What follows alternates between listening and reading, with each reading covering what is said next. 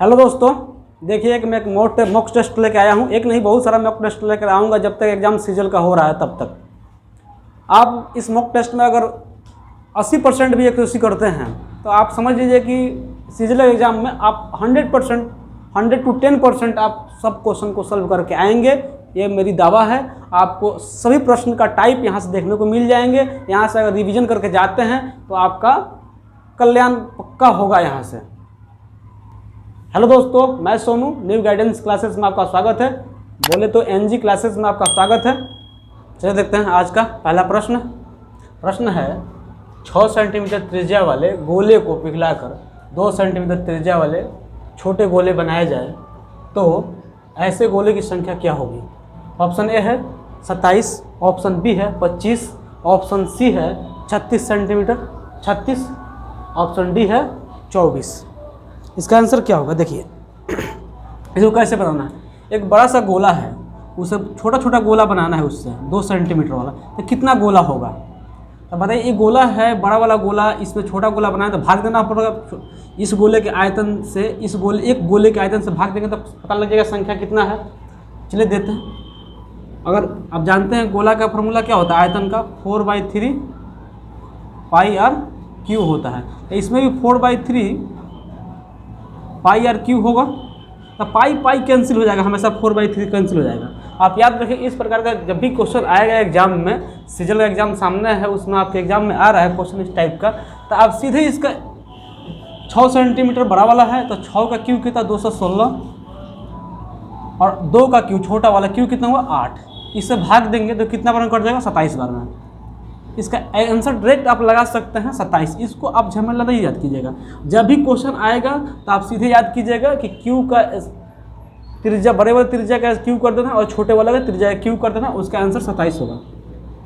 चलिए देखते हैं अगला प्रश्न है 2 नंबर। जब एक संख्या n में 8 से भाग देने पर शेष 3 बचता है तो 6n-1 में 8 से भाग देने पर क्या शेष बचेगा? क्या शेष बचेगा इसको आप बताना है। इसको बताने के लिए सीधे सिंपल सा वे है। देखिए n क्या माने, यही ना प्रश्न उठता है कि n क्या माने। n मानने के लिए 3 और 8, यानी कि n की जगह 1 अगर मान लेते हैं तो 8 से गुना करेंगे तो क्या होगा 8 और 3 जोड़ेगा तो 11, यानी कि n की जगह 11। n संख्या वो क्या है 11 है। अगर कोई संख्या n 11 होगा, n 11 के लिए 6 × 11 - 1 यानी कि 66 65 होगा। 65 को 8 से भाग देंगे तो कितना बचेगा शेष? 8 बार में कट गया और 1 शेष बच गया। इसके लिए आंसर होगा बी। इसको सिंपल आप जो दिया है शेषफल और भागफल उसको ऐड कर लेंगे, उसी को n मान लेंगे और इसमें मान पुट करेंगे। n का 66 होगा, 1 घटाएंगे 65, 8 से भाग गया 64 बार में 8 से कट गया 64 कट गया और 1 बच गया। तो यही आंसर होगा। Option b is the right answer. चलिए अगला प्रश्न देखने से पहले मैं बता दूं आपको, आप सीजल की तैयारी करें तो इतना तो आपको पता ही होगा कि शॉर्ट ट्रिक से कैसे बनाते हैं इस सब ट्रिक को। आपको मैं लॉन्ग नहीं बता सकता क्योंकि टाइम नहीं है आपके पास भी और मेरे पास भी। शॉर्ट से ही देखना है और लॉन्ग से पढ़ना है तो मैं फाउंडेशन में शुरू करूँगा यूट्यूब पे ही, उस पर आप देखिएगा। तो देखते हैं तीसरा प्रश्न। एक वृत्त जिसका केंद्र O है, PA और PB वृत्त के बाहरी बिंदु P से खींची गई 2 स्पर्श रेखाएं हैं। अगर PAB बराबर 40 डिग्री तो कोण OAB बराबर क्या होगा? इसको देखिए, ऐसे आप तैयारी कर रहे हैं साल या 2 साल से तो आप पता ही होगा कि इसके आधा होता है। आप डायरेक्ट मार सकते हैं इसको ऐसे, लेकिन बता देता हूँ कैसे होता है। देखिए एक वृत्त हुआ, एक वृत्त, इसकी 2 स्पर्श रेखाएं हैं बिंदु P से, बाहरी बिंदु से। देखिए बिंदु P है, इसे 2 स्पर्श रेखाएं PA और PB है। जो एक बिंदु केंद्र क्या है वृत्त का O से ऐसे खींचना है ऐसे।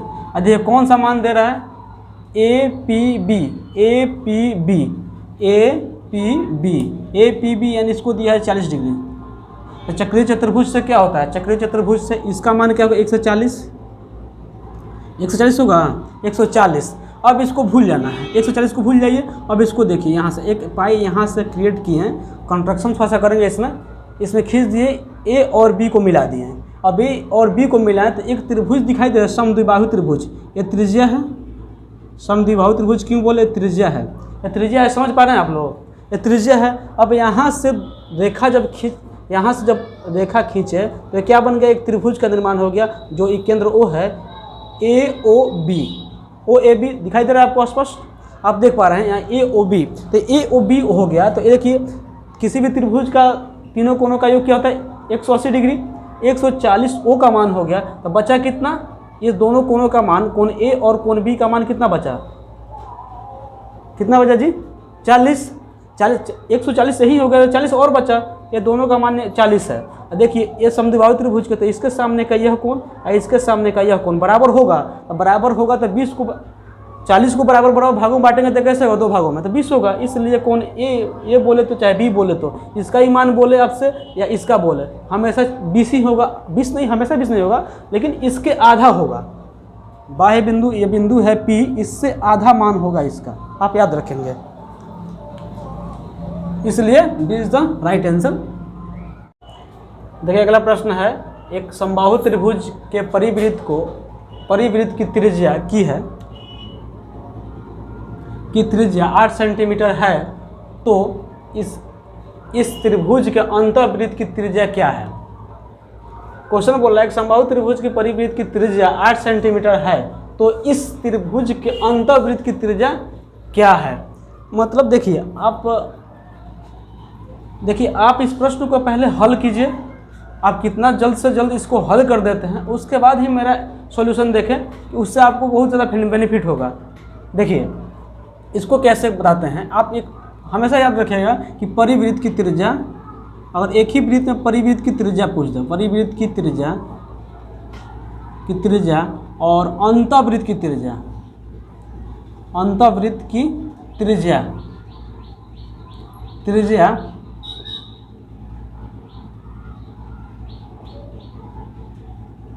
त्रिज्या पूछे आपसे, तो आप क्या कीजिएगा, इसका अनुपात होता है 2:1 के रेशियो में होता है, याद रखेंगे हमेशा। यानी कि अब समझ लीजिए कि परिवृत्त 8 है, यानी कि 2 इकाई है, 8 दिया है, यानी कि 2 कितना गुना है, 4 गुना है, यानी कि 1 से इसमें 4 गुना करेंगे तो क्या होगा, 4, यानी कि 4 सेंटीमीटर इसका आंसर होगा।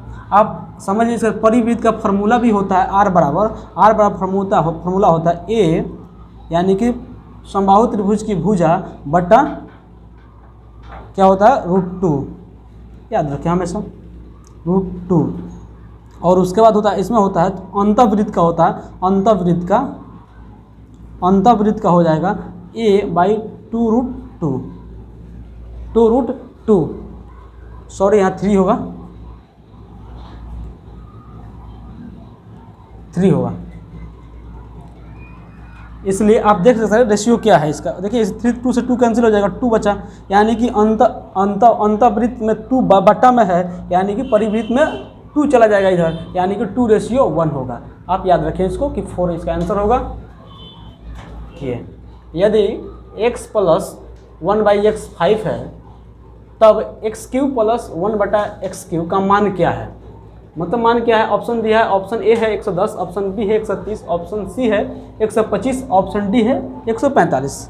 देखिए इस क्वेश्चन को आप फार्मूला से भी कर सकते हैं, लेकिन फार्मूला से करने की हो सकता है एग्जाम में उतना टाइम होगा नहीं कि आप फार्मूला सॉल्व कीजिएगा, इसलिए इसका ट्रिक याद रखें। होता क्या है, लिख दे रहा हूँ आपको, पहले होता है इसका क्यू कीजिए, एक्स जो मान दिया है क्यू, मान लीजिए ए है, ए का क्यू -3a कर दीजिएगा।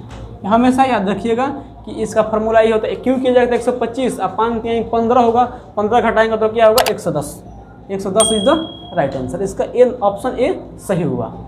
ऐसा ही प्रश्न आपको एक ही टाइप का क्वेश्चन था, फार्मूला से नहीं करके कैसे सॉल्व करते हैं वैसे बताने के लिए आपको ऐसे दे दिए थे।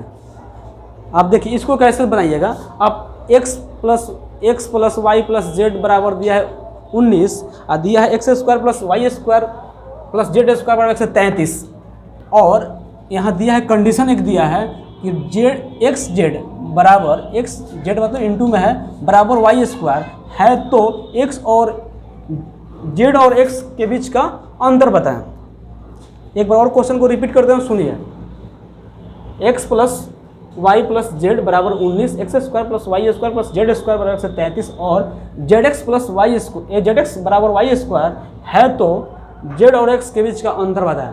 देखिए इसका कितना सिंपल, आप मान याद कुछ तो ऐसे आप सीजीएल का एग्जाम दे रहे हैं तो कुछ आपको तो याद होना चाहिए फिक्स कि इसका मान क्या रखें कि इस दोनों को गुणा करने पर एक्स और वाई को गुणा करने पर जेड के वाई का स्क्वायर बने, एक्स और जेड का गुणा करने पे क्या होगा। इसमें अगर 4 रखते हैं, 4 यहाँ 4 रख देते हैं, इसमें अगर क्या रखते हैं 6 रख देते हैं, इसमें 9 रखते हैं। देखिए 9 6 15 4 19 भी हो गया और स्क्वायर करने पर 133 भी प्राप्त होगा।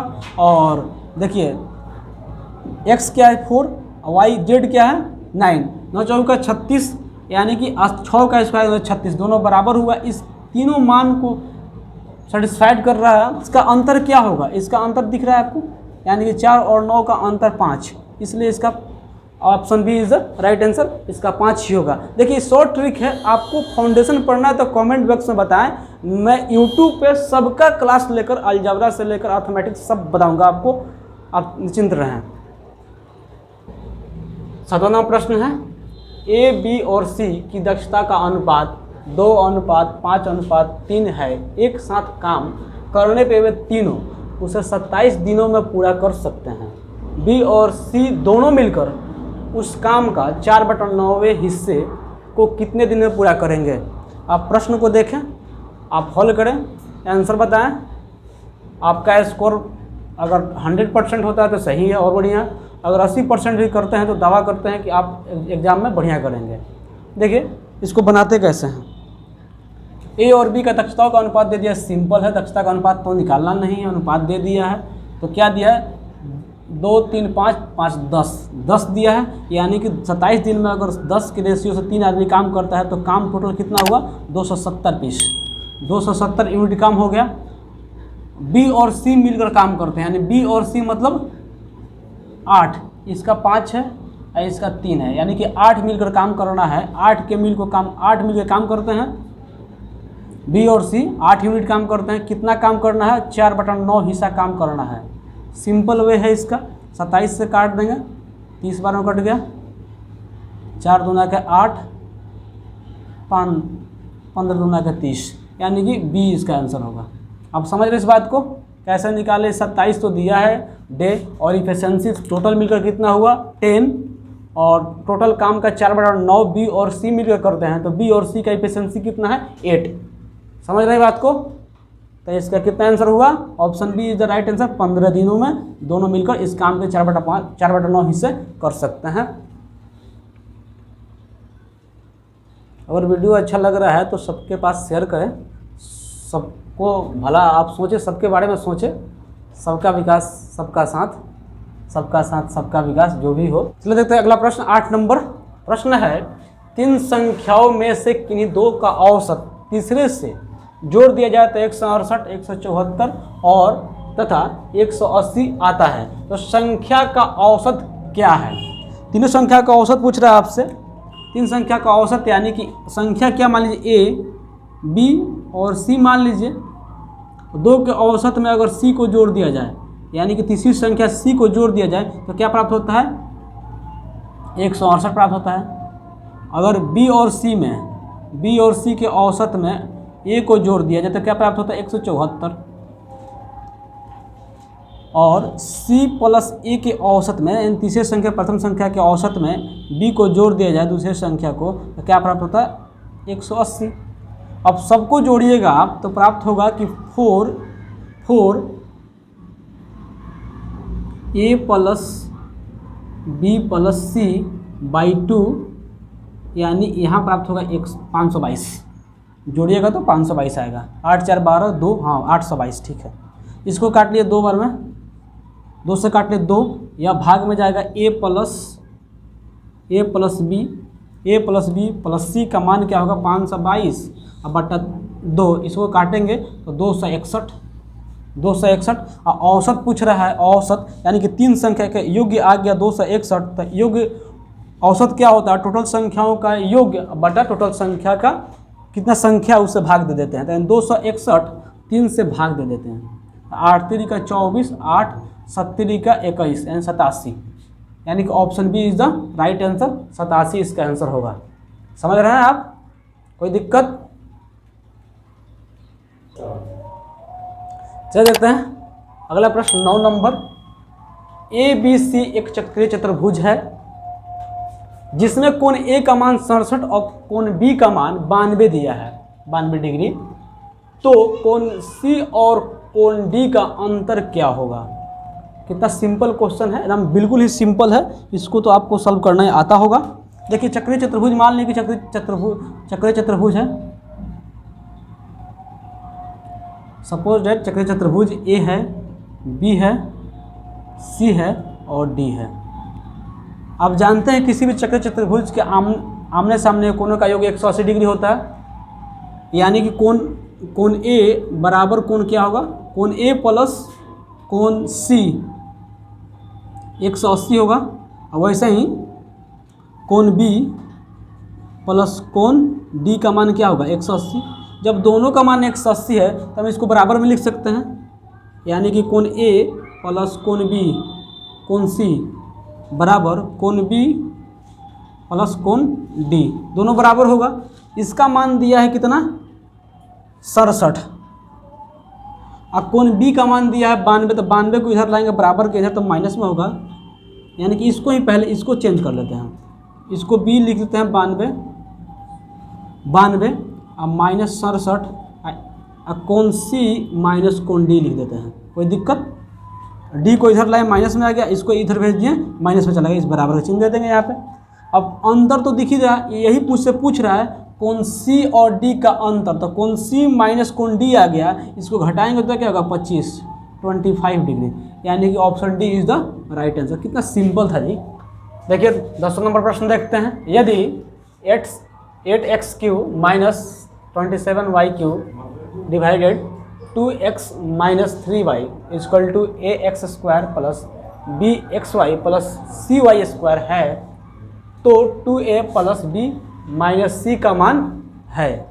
यानी कि तुलनात्मक क्वेश्चन है, इसको तुलना करके आप देख सकते हैं। इसका फार्मूला आपको पता होगा। इसका फार्मूला क्या होता है? a³ माइनस bq का फार्मूला क्या होता है? a³ माइनस bq का फार्मूला क्या होता है? a minus b into a² plus ab plus b², यही होता है फार्मूला। लेकिन फार्मूला का यूज हम नहीं करेंगे, इस तुलनात्मक क्वेश्चन को तुलना करके देखना। फार्मूला के रूप में है ही a² plus ab plus b², a plus a minus b into में था, यहाँ भाग में आ गया, कोई दिक्कत नहीं। तो इसको तुलना करना। तुलना कैसे करना? देखिए इसको भूल जाइए कि क्यू में है कुछ भी है, कोई बात नहीं। इसको देखिए 2 है, x है, a और b इसी का ना मान है जी। a और b, a की जगह देखिए क्या है? 2 है, और 2 का स्क्वायर करें तो क्या होगा? 4 होगा। यहाँ 2 यानी कि ab है 2 इंटू 3 यानी कि 6, b की जगह 6 होगा। और b² यानी कि cy के जगह क्या होगा? 3 का स्क्वायर यानी कि 9 होगा। c की जगह 9, b की जगह 6, a की जगह 4। और मान पुट करते हैं 2a है तो 2 इंटू a का मान 4